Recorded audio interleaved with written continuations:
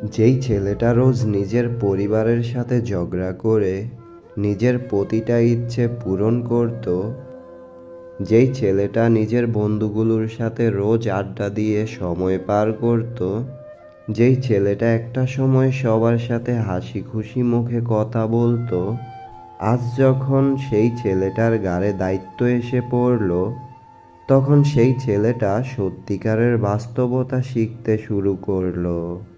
আগে যেই ছেলেটা সামান্য আঘাত সহ্য করতে পারতো না, এখন সেই ছেলেটাই হাজারো আঘাত নীরবে সহ্য করে নেয়। কারণ ছেলেটা আজ বড্ড একা হয়ে গেছে।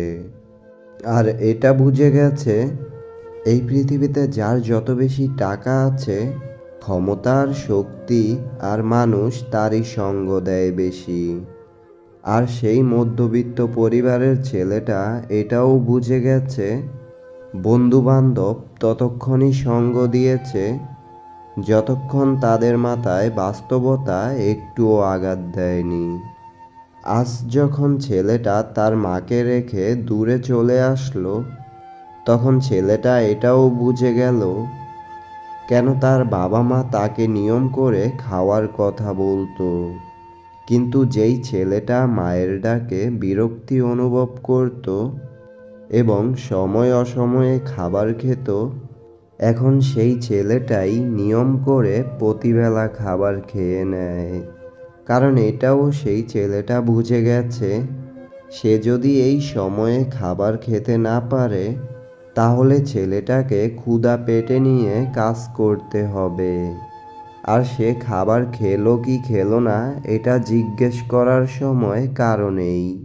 নিজের পরিবারের ছায়ার ভিতরে থেকে যেই ছেলেটা অন্য কারো রাগ সহ্য করতে পারতো না, যেখানে তার নিজের ভুল থাকলেও তর্ক করত, আজ সেই ছেলেটা নিজের কর্মস্থলে হাজারো অপমান প্রতিনিয়ত নির্দ্বিধায় সহ্য করে নিচ্ছে। কারণ সেই ছেলেটা না নিজের জন্য কিছু করতে পেরেছে, না পরিবারের মুখে হাসি ফোটাতে পেরেছে। মধ্যবিত্ত পরিবারের এমন অনেক ছেলে আছে যারা রোজ নিজের ভবিষ্যৎ নিয়ে না ভেবে প্রতিনিয়ত নিজের মৃত্যু কামনা করছে। আবার কিছু ছেলে এখন নিজেকে একাকিত্ব করে নিয়েছে, কারণ তাদেরকে বোঝার মতো ক্ষমতা কারো থাকে না। না নিজের পরিবার তাদেরকে বুঝতে চায়, না নিজের প্রিয় মানুষটা তাদেরকে বুঝতে চায়। দিন শেষে সেই ছেলেটা নিজের হতাশাগুলো রাতের আঁধারে হয়তো নিষিদ্ধ ধোঁয়ায় উড়ায়, নয়তো চোখের পানি দিয়ে বালিশ ভিজায়। আর এইভাবে হাজারো আঘাত নিয়ে চলতে থাকে তাদের জীবন। আর দিন শেষে নিজের মায়ের সামনে দাঁড়াতে হয় ব্যর্থ এক জীবনের বাস্তবতা নিয়ে। আর এটাই হলো মধ্যবিত্ত পরিবারের ছেলেদের জীবন।